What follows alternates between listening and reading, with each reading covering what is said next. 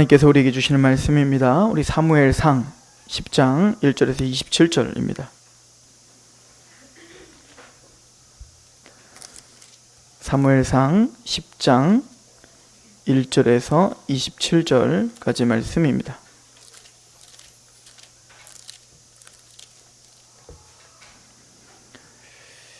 사무엘상 10장 1절에서 27절 제가 봉독해 드릴 때 하나님의 음성으로 들으시길 소망합니다.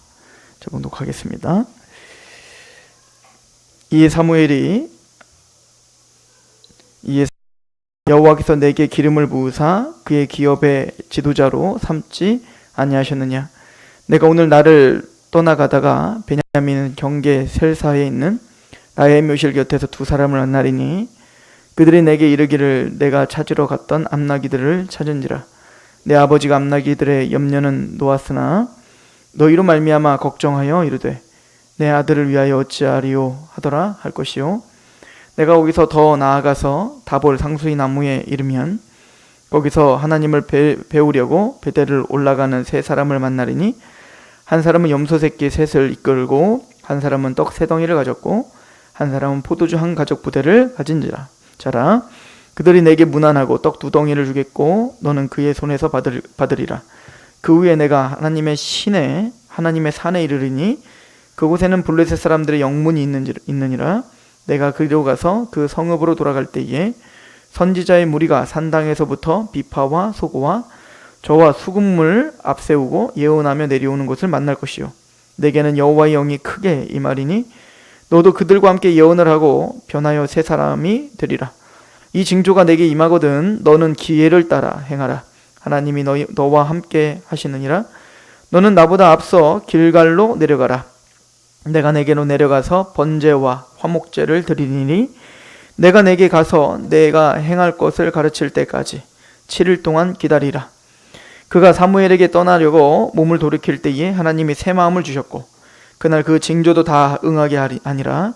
그들이 산에 이를 때에 선지자의 무리가 그를 영접하고 하나님의 영이 사울에게 크게 임함으로 그가 그들 중에서 예언을 하니 전에 사울을 알던 모든 사람들이 사울이 선지자들과 함께 예언함을 보고 서로 이르되 기스의 아들에게 무슨 일이 일어났느냐 사울도 선지자들 중에 있느냐 하고 그곳에 어떤 사람은 말하여 이르되 그들의 아버지가 누구냐 한지라. 그러므로 속담이 되어 이르되 사울도 선지자들 중에 있느냐 하더라. 사울이 예언하기를 마치고 산당으로 가니라. 사울의 숙보가 사울과 그의 사환에게 이르되 너희가 어디로 갔더냐. 사울이 이르되 암나기들을 찾다가 찾지 못함으로 사무엘에게 갔었나이다 하니 사울의 숙보가 이르되 청하노니 사무엘이 너희에게 이른 말을 내게 말하라 하니라. 사울이 그의 숙부에게 말하되 그가 암나기들을 찾았다고 우리에게 분명히 말하더이다 하고 사무엘이 말한 나라의 일은 말하지 아니하니라. 사무엘이 백성을 미스바로 불러 여호와 앞에 모으고 이스라엘 자손에게 이르되 이스라엘 하나님 여호와께서 이같이 말씀하시기를 내가 이스라엘을 애굽에서 인도하여 내고 너희를 애굽의 손과 너희의 압제하는 모든 나라의 손에서 건져내었느니라 하셨거늘 너희는 너희를 모든 재난과 고통 중에서 친히 구원하여 내신 너희 하나님을 오늘 버리고 이르기를 우리 위에 왕을 세우라 하는도다. 그런즉 이제 너희의 지파대로 1000명씩 여호와 앞에 나오라 하고 사무엘이 이에 이스라엘 모든 지파를 가까이 오게 하였더니 베냐민 지파가 뽑혔고 베냐민 지파들을 그들의 가족별로 가까이 오게 하였더니 마드리의 가족이 뽑혔고 그 중에 기스의 아들 사울이 뽑혔으나 그를 찾아도 찾지 못한지라. 그러므로 그들이 또 여호와께 묻되 그 사람이 여기 왔나이까. 여호와께서 대답하시되 그가 진보다리들 사이에 숨었느니라 하셨더라. 그들이 달려가서 거기서 그를 데려오매 그가 백성 중에 서니 다른 사람보다 어깨 위만큼 컸더라. 사무엘이 모든 백성에게 이르되 너희는 여호와께서 택하신 자를 보느냐. 모든 백성 중에 짝하리가 없느니라 하니 모든 백성이 왕의 만세를 외쳐 부르니라. 사무엘이 나라의 제도를 백성에게 말하고 책에 기록하여 여호와 앞에 두고 모든 백성을 각기 집으로 보내매 사울도 기브와 자기 집으로 갈 때에 마음이 하나님께 감동된 유력한 자들과 함께 갔느니라. 어떤 불량배는 이르되 이 사람이 어떻게 우리를 구원하겠느냐 하고 멸시하며 예물을 바치지 아니하였으나 그는 잠잠하였더라. 아멘. 우리 잠시 기도할까요? 하나님 아버지 너무나 감사합니다. 하나님의 은총 가운데 또 성령님의 기름 부으심으로 하나님 우리가 이 자리에 있습니다. 주여 말씀 중에 함께 하시고 성령님 조명하여 주시사 그 말씀을 통해 우리가 하나님을 또 우리 자신을 바로 알고 그렇게 하나님을 영광을 돌리는 예배자가 되게 하옵소서. 전한 입술 겸손케 하시고 듣는 우리 마음을 겸허하게 하옵소서. 예수님의 이름으로 감사하며 기도합니다. 아멘. 오늘 말씀은 설교 준비하는 동안에 굉장히 어려웠던 말씀 중에 하나입니다. 왜 어렵냐면 이런 질문들을 한번 해보시죠. 사울은 과연 구원받았을까? 사울을 하나님 왜 택했을까? 사실 이런 질문들이 어려운 이유는 성경에 명백하게 나와 있지 않기 때문에 그렇습니다. 그래서 신학자들 사이에서도 사울이 과연 구원을 받았는가 안 받았는가 이 부분을 명확하게 말할 수 있는 사람은 한 명도 없습니다. 그렇다면 하나님께서는 왜 사울을 분명히 택하셨다고 했거든요. 우리가 아는 바는 하나님의 택하심에는 후회하심이 없고 분명히 그렇게 이야기를 하시는데, 하나님은 사울을 택하여 기름까지 부어주신 후에 그럼 사울이 왜 버림을 당하게 됐나? 또 우리가 사울에 대해서 연구를 하다 보면 또 어려운 점이 몇 가지가 있어요. 물론 이제 우리가 후에 가서 보겠지만, 하나님의 여호와의 신이 그를 떠나니까 악신이 들어가더란 말이에요. 하나님이 악신을 보냈단 말이에요. 그러면 하나님이 부리는 악신이라고 말하는 걸 보면 그럼 그 악함을 하나님이 주도하고 계시는 거냐? 이런 질문들이 당연히 나올 수밖에 없는 거죠. 그러니까 아무 생각 없이 성경 보시면 상관이 없는데, 그런 말씀을 통해서 도대체 하나님이 왜 이런 기록들이 있고 이런 기록을 통해서 하나님은 무엇을 우리에게 주시려고 하는 걸까? 무엇을 말하려고 하는 것지를 곰곰이 고민하며 성경을 보셨다면 반드시 벽에 부딪히게 될 겁니다. 그리고 막 답답하셔야 되는 게 맞는 거예요. 더 나가서 나중에 사울은 하여튼 특이한 사람이에요. 나중에 보면 사울은 또 엔돌의 그 신접한 여인에게 가서 또 물어보니까 또 거기서 사무엘이 또 죽었던 사무엘이 막 나와. 그럼 그건 진짜 사무엘이냐? 아니면 그건 거짓이냐? 하여튼 이런 문제들이 성경에 그렇다 아니다 라고 정확하게 말하고 있지 않는 이런 여러 가지 우리 난제들이 이 사울을 중심으로 이루어지고 있다는 거에 대해서 하여튼 오늘은 좀 당황스러운 날입니다. 결론을 먼저 말씀드리면 저희 은사 중에 한 분은 신약학으로는 굉장히 유명하신 분이신데, 그분은 사울은 구원받았다 이렇게 얘기하시더라고요. 왜냐면 기름 부음 받았으니까, 택함 받았으니까 사울은 구원받았다 이렇게 이제 말씀을 하세요. 근데 또 그거에 대한 반론도 만만치 않습니다. 사울은 구원받지 않은 자다 이렇게 말하는 사람도 굉장히 많죠. 왜냐면 이제부터 사울 왕국과 다윗 왕국은 대치 국면이에요. 그래서 하나님을 경외하는 다윗 왕국과 하나님을 대적하고 있는 사울 왕국과의 대치 국면이기 때문에 과연 사울을 구원받았다고 할 수 있겠냐? 이런 또 질문을 또 논리를 피면 또 그런 것도 같죠. 그래서 결론은 뭐냐? 모른다가 정답입니다. 모른다요. 항상 제가 보니까 연구를 덜 하면 확답을 주더라고요. 근데 연구를 많이 하면 확답을 피해야 될 것들이 꽤 많습니다. 삼위일체 교리랄지 예정 교리랄지 이런 신비에 속한, 우리 영역이 속하지 않은 것들, 물론 우리가 해설하고 또 설명할 수 있는 최선을 다해 설명을 해야 되지만 벽에 부딪히면 우리가 생각할 이상을 품지 않는 게 맞는 겁니다. 자, 그러면 왜 그렇다면 이렇게 생각하는 게 좋으냐면, 여러분들 정신건강이 왜 좋으시냐면 성경을 보는 시각을 여러분들은 분명히 하셔야 되기 때문에 그렇습니다. 왜냐면 지금 사무엘상은 사울의 구원에 대해서 관심이 없어요. 지금 사울이 천국 갔냐 지옥 갔냐에 관심이 없다고요. 우리만 지금 관심 있는 거지. 지금 사무엘상을 기록하고 있는 사무엘은 그래서 사무엘이 천국 갔어요 지옥 갔어요 이걸 우리에게 말하고자 하는 책이 아니라고요. 우리가 구약을 바라볼 때 중요하게 여겨야 됩니다. 뭐냐면, 물론 우리는 사울의 이런 행동들과 사울의 선택받음과 기름 부음과 그 결과들, 또 타락하여 왜 타락하게 됐는지 원인을 분명히 분석해야 됩니다. 그래서 하나님을 배반하고 대적하고 있는 사람들의 그 모습들을 드러내어 거기에 내 모습이 있지 않는가를 드러내고, 또 다윗의 삶의 패턴과 삶의 모습들도 다윗을 다윗되게 하신 하나님을 상고함으로 그 하나님이 우리도 그 은혜로 인도하고 있다는 것을 반드시 드러내어 거기에 은혜를 받으셔야 되는 게 맞아요. 그러나 우리는 예를 들어서 쉽게 예를 들면 구약에 보면 이스라엘 백성들이 출애굽을 하여, 우리는 출애굽을 한 것을, 홍해를 건넌 것을 세례로 비유합니다. 세례. 그죠? 이 고린도전 10장에 사도 바울이 그렇게 얘기하지 않습니까? 그럼 홍해를 건넌 것은 우리 물 세례 받은 거랑 완전 똑같은 이야기입니까? 똑같죠. 왜냐면 사도 바울이 그랬으니까. 그러나 개개인적으로 똑같냔 말이에요. 개개인적으로. 그래서 이스라엘 백성들이 광야를 지나 가나안 땅에 첫 번째 세대는 못 들어갔어요. 두 번째 세대만 여호수아를 통해서 들어갔단 말입니다. 그럼 우리가 거기서 보면 우리는 그걸 통해서 구원의 어떤 그 구조를 봅니다. 그래서 그 사람들이 들어가지 못한 이유는 하나죠. 뭐죠? 약속을 믿지 않아서 못 들어간 거예요. 근데 그들 중에 여호수아와 갈렙 딱 두 사람만, 그 나머지는 이제 그 2세대들과 같이 들어가는 거 아니겠어요? 그래서 가데스 바냐에서 하나님의 약속을 믿고, 우리는 원래 우리 육적인 생각으로 하면 가나안 땅을 들어갈 수 없는 거죠. 왜냐면은 그 아낙 자손, 그 가나안 땅의 그 여리고 성은 우리가 무너뜨릴 수가 있지 않아요. 게다가 아낙 자손을 볼 때 그들은 거인이고 우리는 메뚜기 떼와 같다. 사실이거든요. 게다가 400년 동안 노예로 살다가 지금 40년 동안 나그네 길을 걸었다고요. 무슨 변변한 무기가 있겠습니까? 무슨 군사훈련을 했겠냐고요? 그런데 여기는 체계적인 군사훈련과 최첨단의 무기들을 갖고 있는 곳입니다.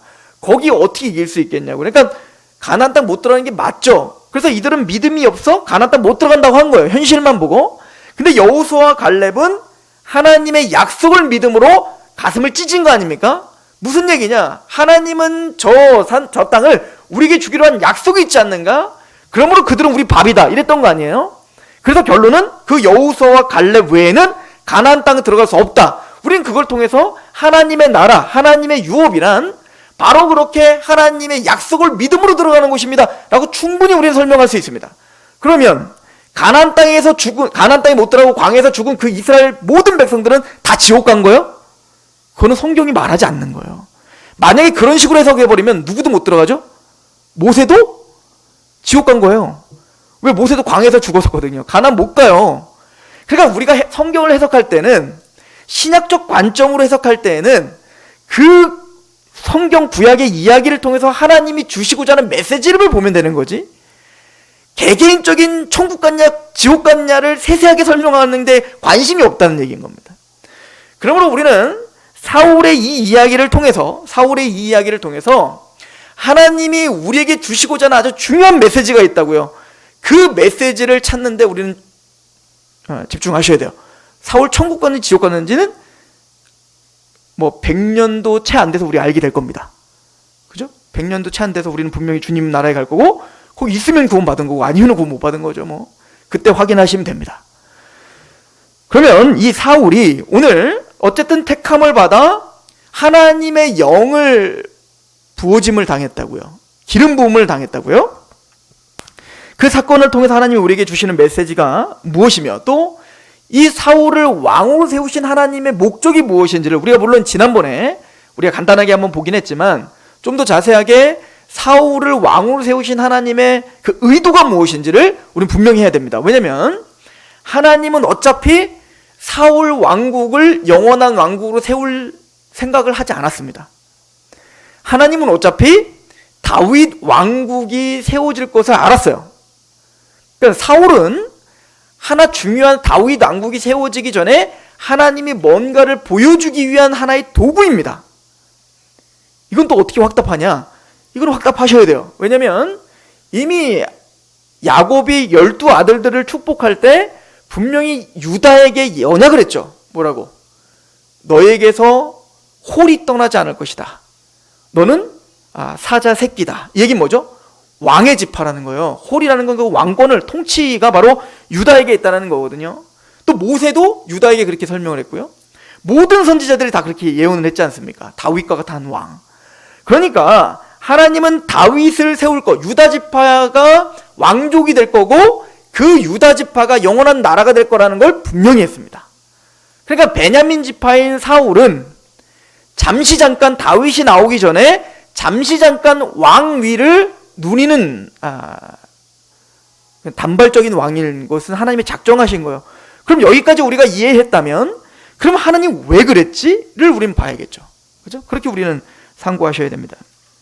먼저 기름을 부음 받는다는 의미, 또 하나님의 영이 임한다는 의미를 먼저 우리가 상고해 보면, 오늘 말씀에 보면 사울에게 이제 사무엘이 이야기를 하죠. 너를 하나님이 이스라엘을 다스리는 지도자로 왕으로 세우기로 결정했다, 이렇게 말해요.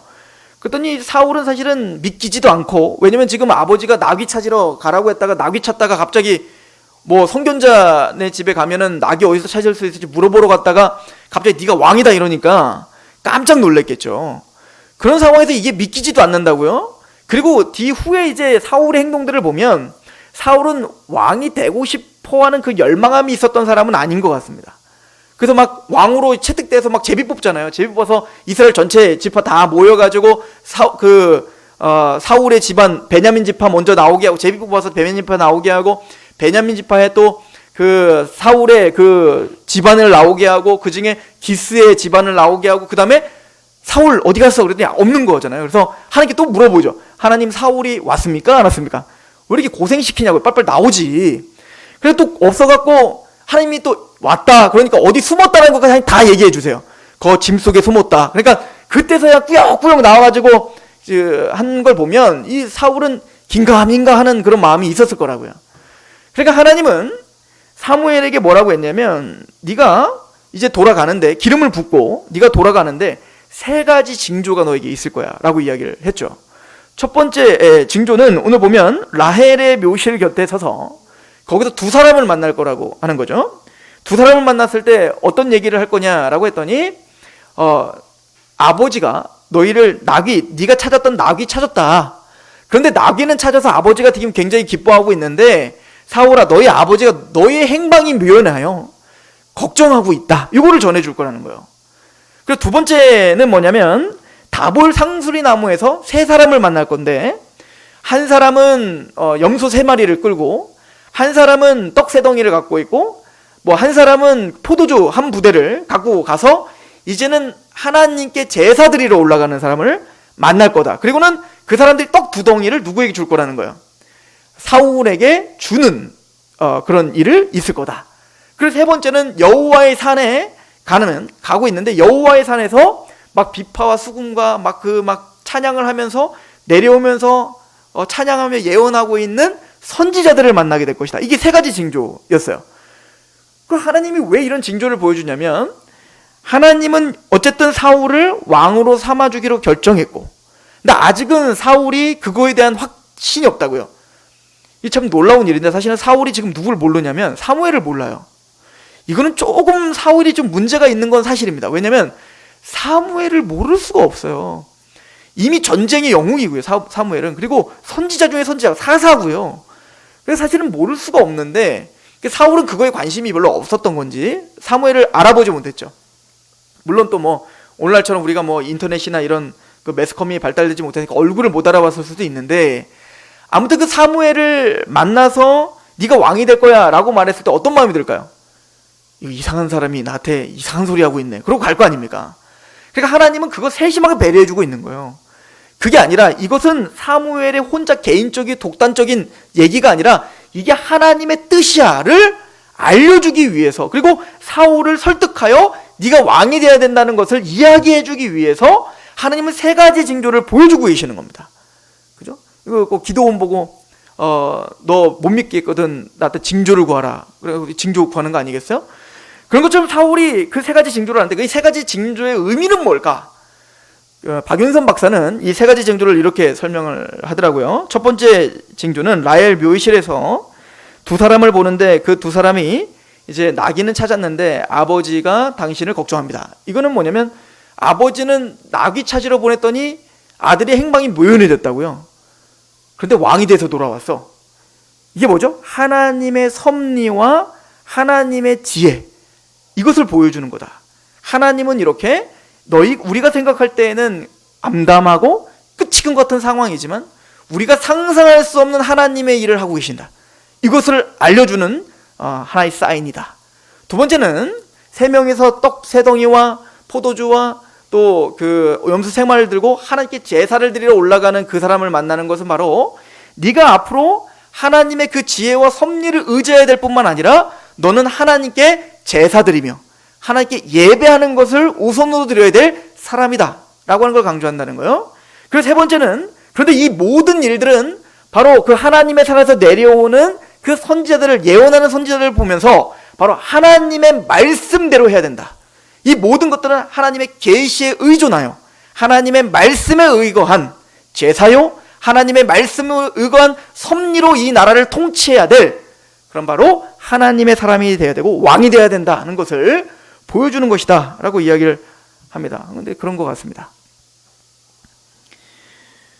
그리고는 하나님은 정말로 예언대로 그 모든 징조들을 성취시키고, 그리고 오늘 말씀해 보면, 오늘 진짜 우리가 좀 집중해서 봐야 되는 건 뭐냐면 사울이 하나님의 영의 임재를 경험했다는 겁니다.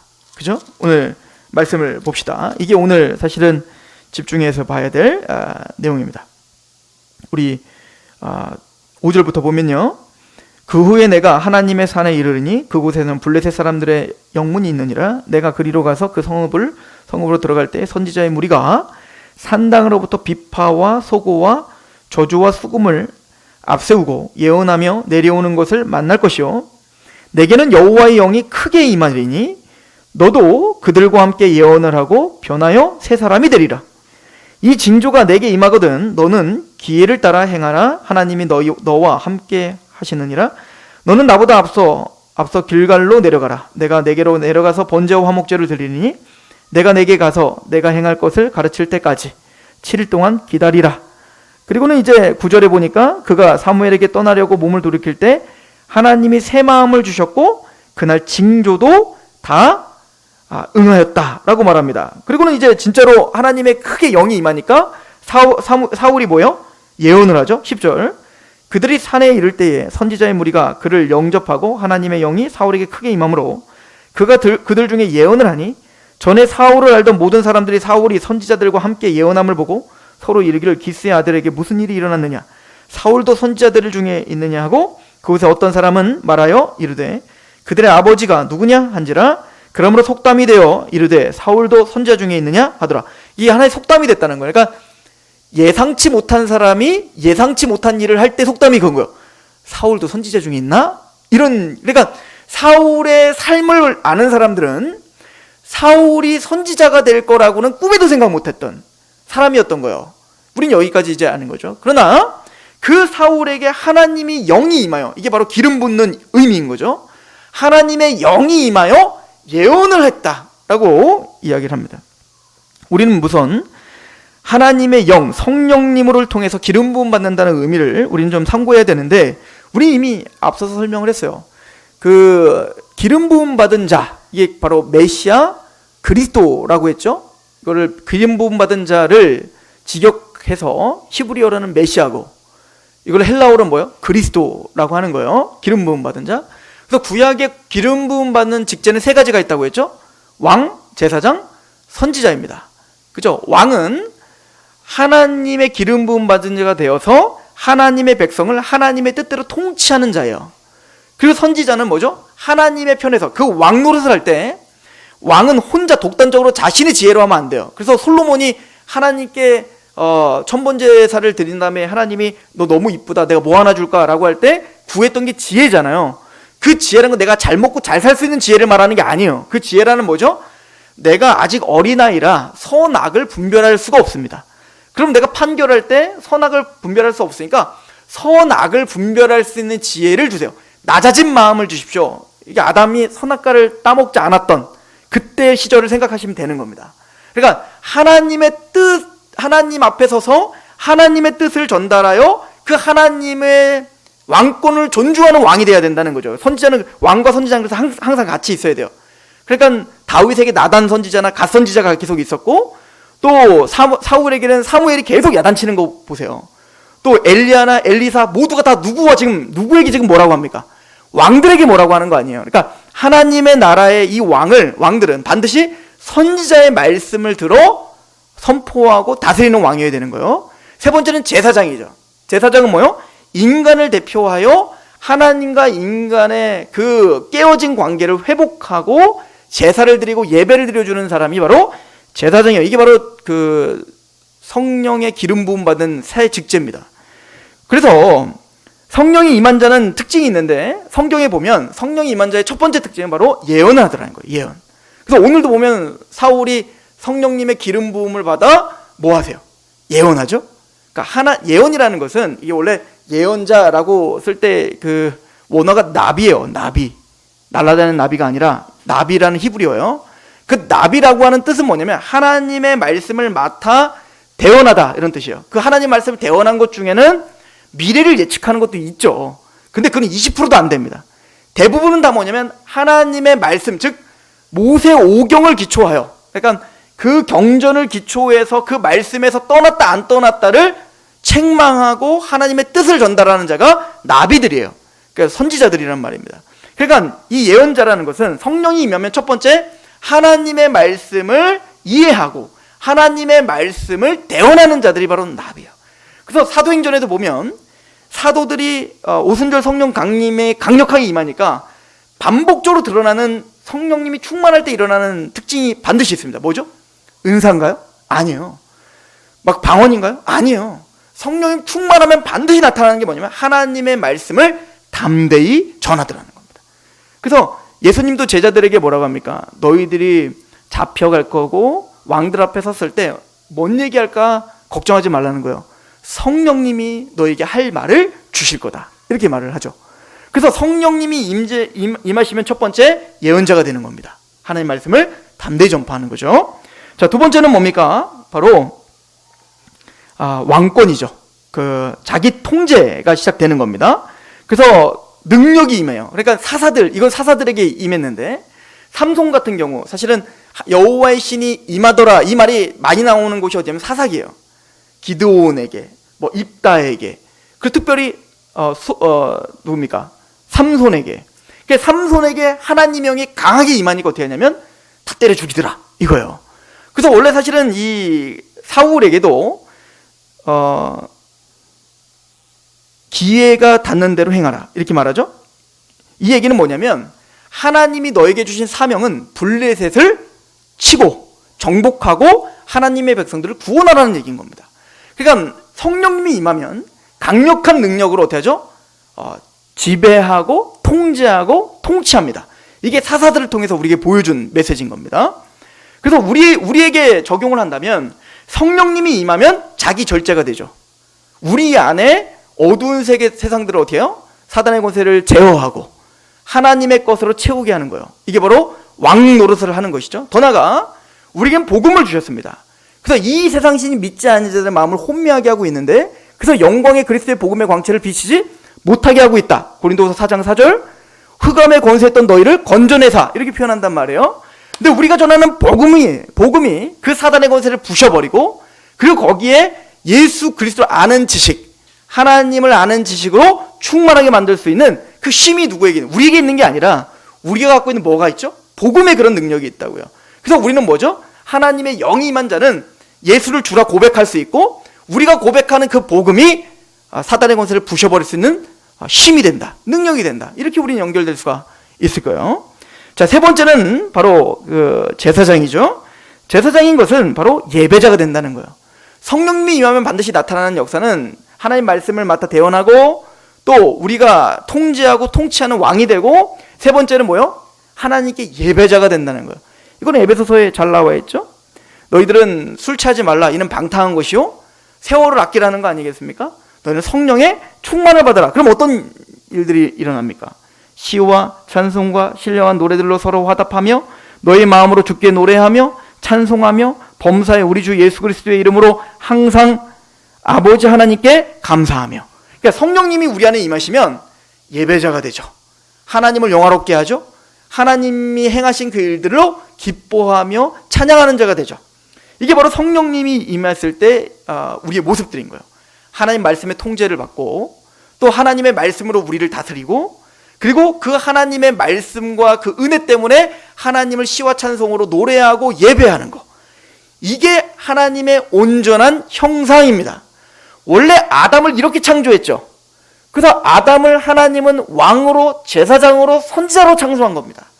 그래서 아담은 예언자로서 어떻게 해야 되죠? 자기의 마음대로 통치하면 안 돼요. 아담은 반드시 선악과 앞에서 하나님의 선악의 판단 기준을 가지고 통치하는 왕이어야 됩니다. 그런 의미로 아담은 예언자인 거예요. 또한 이 아담은 왕이었죠. 그래서 생육하고 번성하고 땅이 충만하고 어떻게 하래요? 정복하고 다스려라. 즉 예언자처럼 하나님의 계시와 말씀 앞에 선악과를 알고 그 기준 앞에서 나를 다스릴 뿐만 아니라 모든 만물을 다스리는 왕으로서 누가 서 있는 거예요? 아담이 서 있는 거예요. 게다가 아담은 제사장이었죠. 아담이 그래서 하나님의 뜻 가운데 자신을 다스리며 모든 만물을 다스리며 하는 것마다 하나님께 예배자가 되게 하는 거, 이게 온전한 하나님의 형상이었고 이게 아담의 모습이었다고요. 그런데 그래서 아담은 그렇게 사울이 기름 부음 받은 것처럼 아담이 그렇게 왕이요 제사장이요 선지자로서의 사명을 감당해야 됐다고요. 그런데 그 아담이 죄로 말미암아 타락함으로 하면, 그 죄라는 건 뭐냐면 바로 이기심이죠. 자기 사랑이라고요. 자기 사랑. 그러니까 하와에게 사단이 꼬실 때 너는 나에게 절하라 라고 말하지 않고 어떻게 했어요?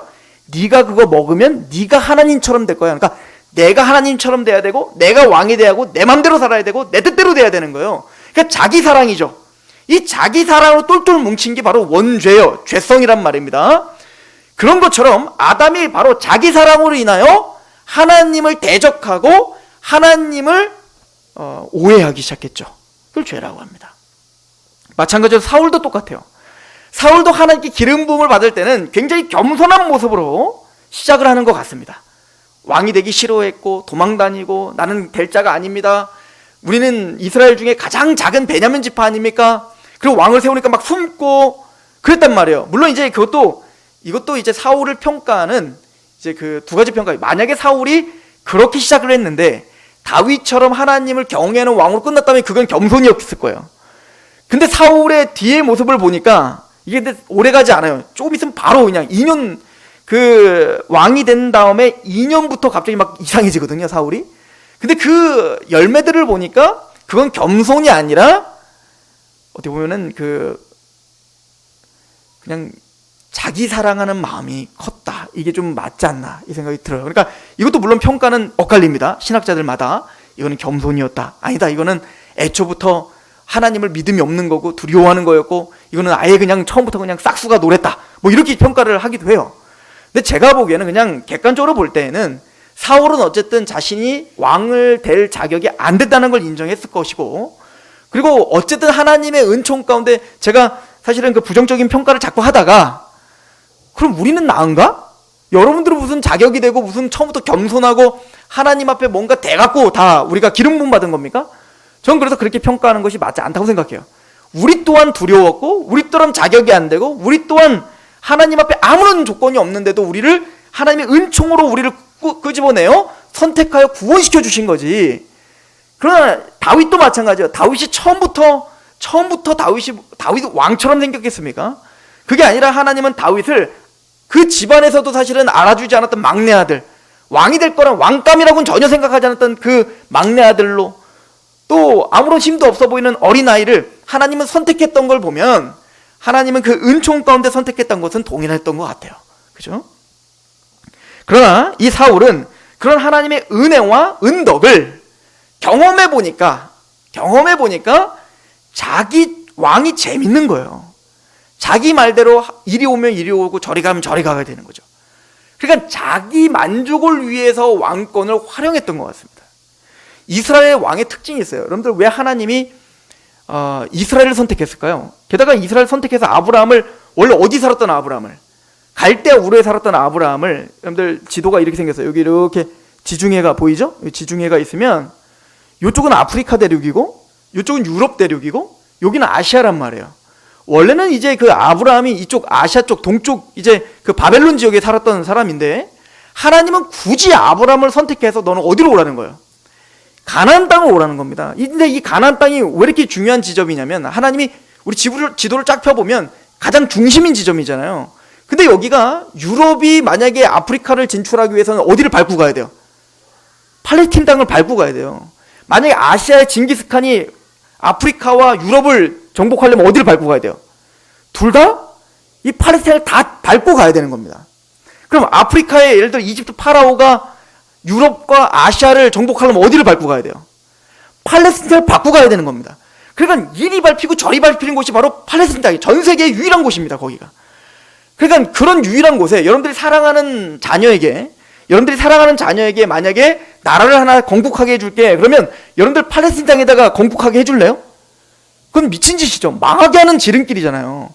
왜냐면 그곳은 대형 제국들이 왔다 갔다 하면서 막 집 밟고 가는 곳이기 때문에 살 수 있는 곳이 아니란 말이에요. 그런데 그런 땅으로 굳이 아브라함을 옮겨요. 또 이스라엘이라는 뜻이 옮긴다. 이게 하나님을 이긴 자지만 헤벨이라고 하는 그 아브라함의 조상의 그 헤벨이라는 뜻이 뭐냐면 옮겨진 자. 그러니까 하나님이 그 땅에서 그냥 잘 살고 있는 아브라함을 굳이 옮겨갖고 이리 터지고 저리 터지는 그 지역으로 데려오신단 말이에요. 그리고 하나님 뭐라고 약속하신지 아니면 신명기를 읽어보세요.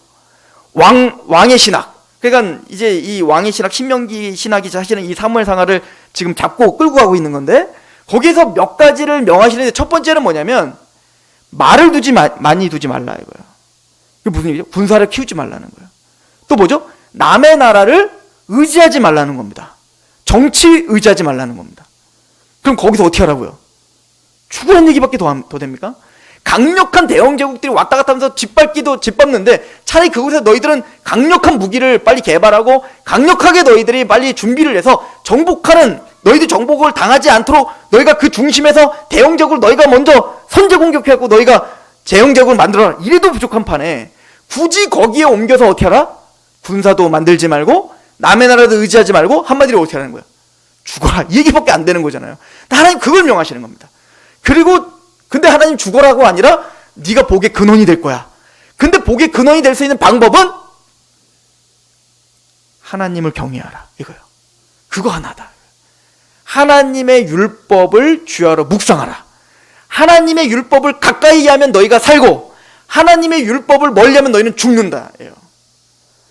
그 다윗 왕국 때 가장 번성했던 시대 아닙니까?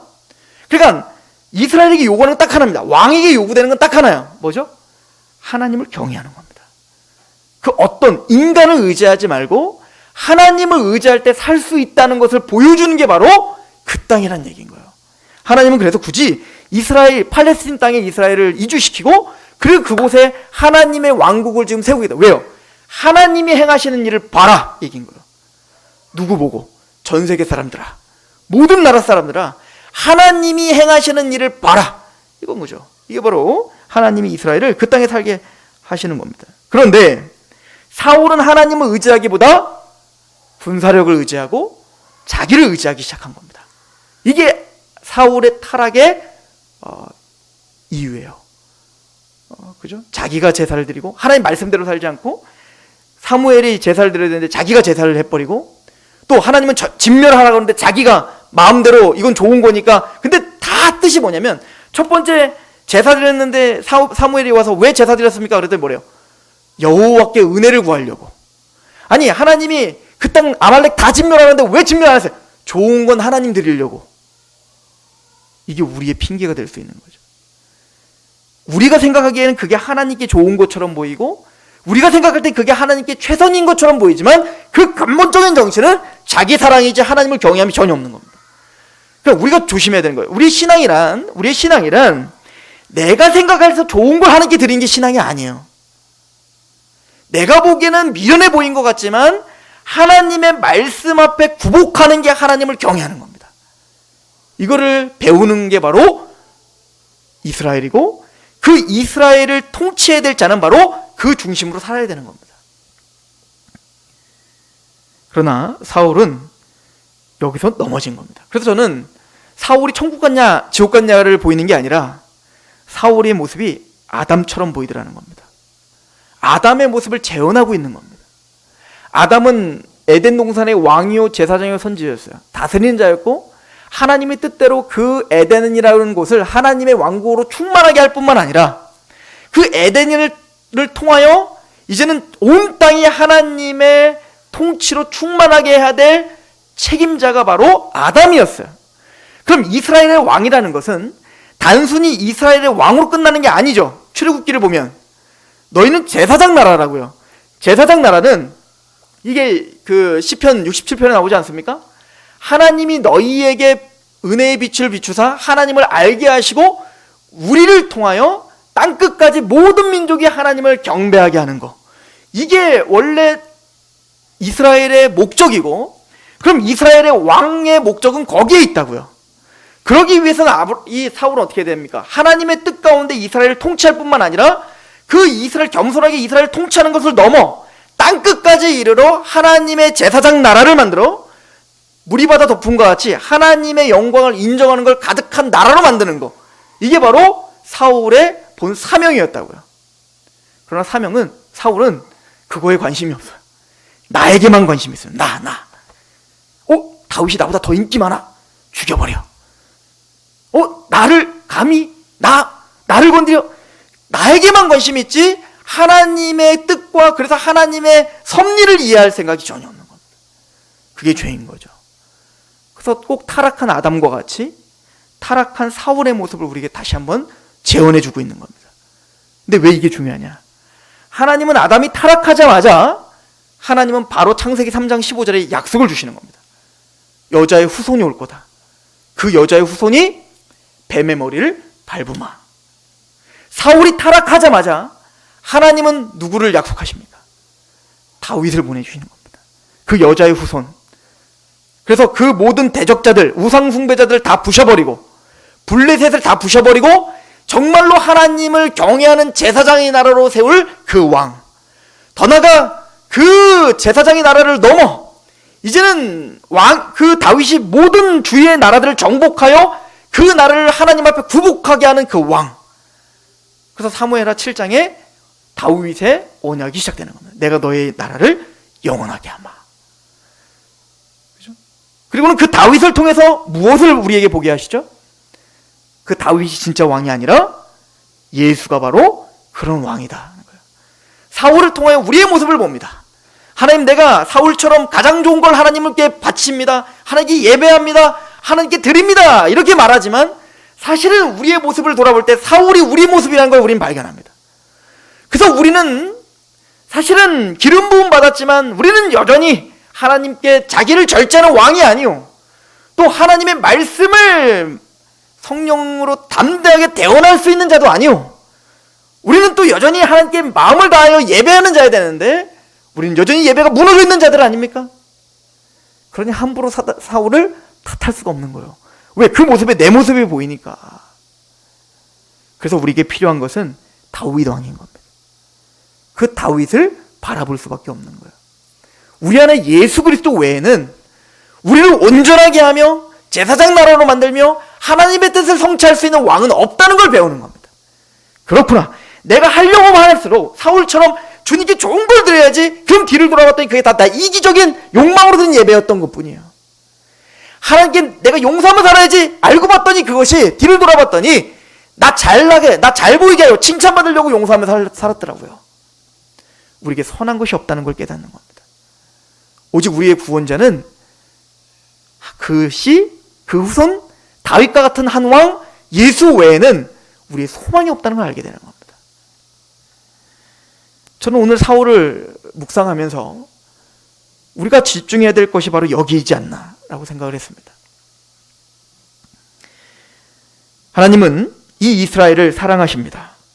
사울 왕국을 분명히 하나님은 무너뜨리고 다윗 왕국을 그 이스라엘 땅에 강력하게 세우실 겁니다.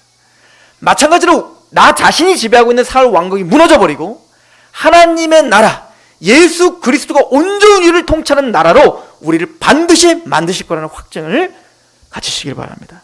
하나님 그렇게 만드시고야 말 거예요. 우리로서는 할 수 없습니다.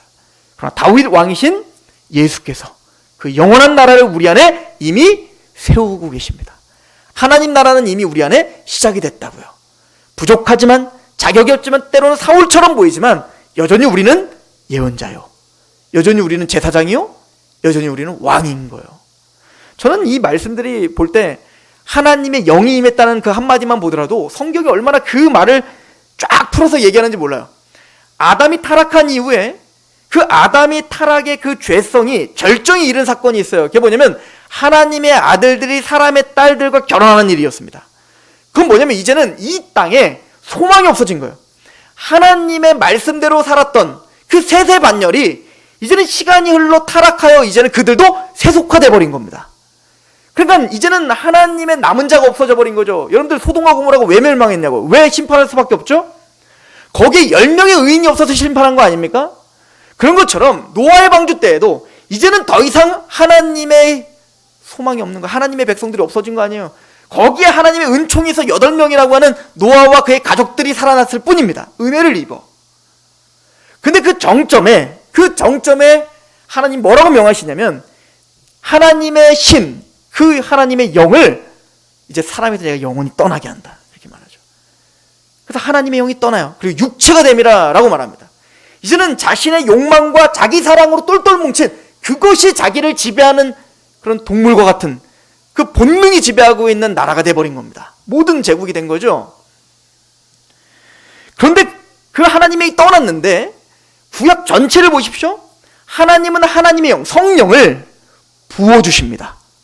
근데 구약과 신약이 달라요. 구약은 뭐냐면 특정한 때에 특정한 사람에게 잠깐 부어주십니다. 예를 들어 삼손을 블레셋을 이기기 위해서 삼손에게 잠깐 하나님의 영이 임하게 하여 하나님이 들어쓰십니다. 또 사울도 보세요. 하나님의 영이 임하니까 갑자기 대언을 하지만 사울이 계속 예언자는 아니에요. 이때만 예언하는 겁니다. 이런 일들이 반복적으로 일어나죠. 그러니까 구약시대에는 하나님의 영이 있어요. 그러나 그 성령님이 특정한 때 특정한 사람에게 들어갔다 나왔다 하신다고. 그러니까 들어가시기도 하시고 나가시기도 하세요. 이게 구약인 거예요. 그죠? 그래서 모세는 뭐라고 예언을 하냐면 민수기에 보면 그러나 하나님은 하나님의 모든 사람들이 다 선지자가 되기를 원하노라, 이렇게 말하죠. 이게 이제 모세가 막 힘들다고 하니까 70 장로들 불러, 그리고 거기 하나님이 영이 임하니까 70 장로가 막 예언하는 장면을 보여주지 않습니까?